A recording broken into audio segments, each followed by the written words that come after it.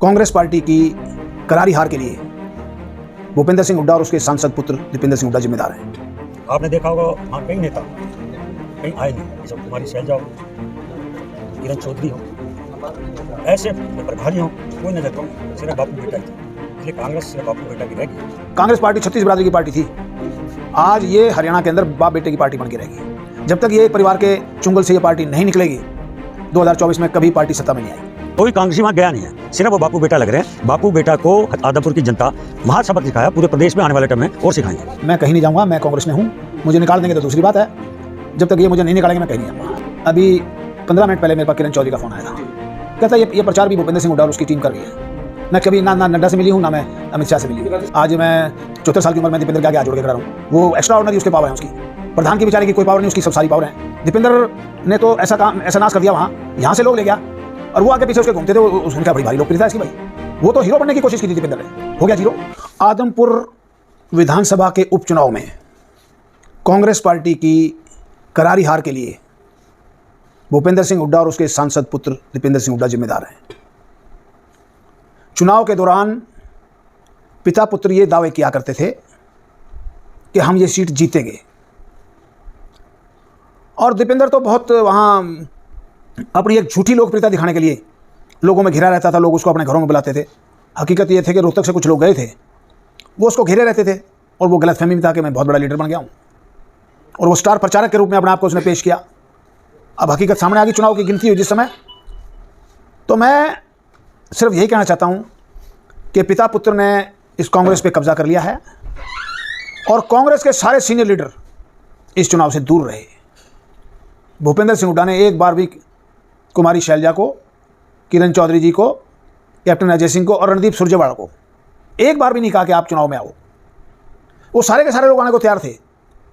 इतना घमंड, इतना अहम मैंने आज तक किसी लीडर में नहीं देखा। तो और क्या मुख्य कारण रहे इस हार के? मुख्य कारण तो यही है कि इन्होंने किसी को बुलाया नहीं।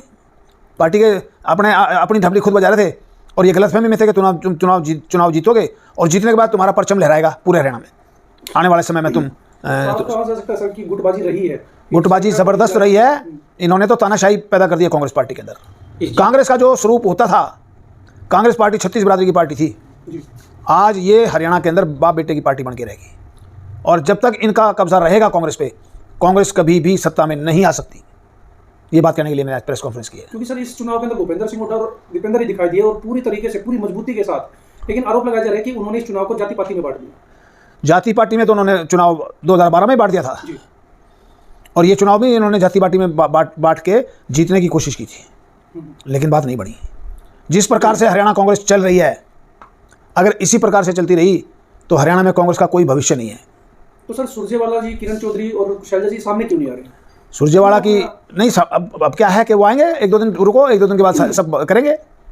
किरण चौधरी का वहाँ बहुत दबदबा है, क्योंकि उनके पति सुरेंद्र सिंह वहाँ से 5-6 चुनाव लड़ चुके हैं और उनके आदमपुर में इतने सपोर्टर हैं कि पूछो ना। वो अगर उनको बुलाया जाता तो वो बड़ा भारी असर डालती है, लेकिन इन्होंने ठीक नहीं समझा। इन्होंने समझा उनके बगैर हम जीत लेंगे चुनाव, और बड़ी गलतफहमी में रहे पूरे चुनाव के अंदर। लोगों में, हमारे साथी आते थे वहाँ, उसमें वहाँ बड़ा भारी प्रचार था कि कांग्रेस जीत रही है। लोगों के अंदर इतना भ्रम फैला दिया इन्होंने कि पूछो ना। तो मैं तो ये कहने के लिए आऊँ कि कांग्रेस पार्टी को आलाकमान को इस पर संज्ञान लेना चाहिए, और पिता पुत्र का जो पार्टी पे कब्जा हो रहा है, इस कब्जे को छुड़ाना चाहिए। ये आम आदमी की पार्टी थी, गरीब लोगों की भी पार्टी थी, किसानों की भी थी, मजदूरों की थी, छत्तीस बिरादरी की पार्टी थी। आज ये एक परिवार तक सीमित रह गई। ये मेरा कहना है। जब तक ये एक परिवार के चुंगल से ये पार्टी नहीं निकलेगी, 2024 में कभी पार्टी सत्ता में नहीं आएगी, और हालत यूपी जैसे हो जाएंगे। जैसे यूपी में 1989 के बाद आज अंदाज़ा लगा 33 साल से कांग्रेस का सुपड़ा साफ है। यहाँ भी हरियाणा के अंदर भी यही हालात होने जा रहे हैं। किरण चौधरी जी और आपके बीजेपी में जाने की अटकलें चल रही हैं, खबरें चल रही हैं। मैं कहीं नहीं जाऊँगा, मैं कांग्रेस में हूँ। मुझे निकाल देंगे तो दूसरी बात है, जब तक ये मुझे नहीं निकालेंगे मैं कहीं नहीं जाऊँगा। भजनलाल परिवार से आपका बहुत पुराना नाता रहा है, और अभी लेटेस्ट जो चल रहा है सर, वो किरण चौधरी जी के लिए चल रहा है कि वो भी उनकी नड्डा जी से बात हुई है। अभी 15 मिनट पहले मेरे पास किरण चौधरी का फ़ोन आया था। जी। कहता है ये प्रचार भी भूपेंद्र सिंह हुड्डा और उसकी टीम कर रही है। मैं कभी ना नड्डा से मिली हूँ, ना मैं अमित शाह से मिली हूँ। राज्यसभा चुनाव जो हुआ था उसके बाद से ही उनका नाम विवादों में रहा। कोई नहीं है, कोई कहीं नहीं जाएगा। ये निकाल देंगे तो कहीं ना कहीं जाना तो पड़ेगा। अब ये हमें निकालने की कोशिश करें, क्योंकि हम मुँह फट हैं। हम जो सच्ची बात है वो कह रहे हैं। हम कह रहे हैं कि पिता पुत्र की पार्टी है। आज एक 44 साल का लड़का है, मैं 74 साल का हूँ, उसको मैं उसके आगे कैसे हाथ जोड़ के खड़ा रहूँ? तो ये पॉसिबल नहीं है कि मैं उसके आगे, आज मैं 74 साल की उम्र में दीपेंद्र के आगे हाथ जोड़ के खड़ा रहूँ। वो एक्स्ट्रा ऑर्डिनरी उसके पावर हैं उसकी। प्रधान की बेचारे की कोई पावर नहीं, उसकी सब सारी पावर हैं। प्रधान कोई बात होती है, बेचारा शरीफ आदमी है, कोई बात हो तो कहता है दीपेंद्र से पूछो, दीपेंद्र से पूछो, हर चीज़ दीपेंद्र से पूछी जा रही है। तो ये जो हालात कांग्रेस के हो गए ना, ये बड़े दुर्भाग्यपूर्ण हैं। अगर ये ठीक नहीं होगा तो आने वाला टाइम पार्टी के लिए बहुत ख़राब है।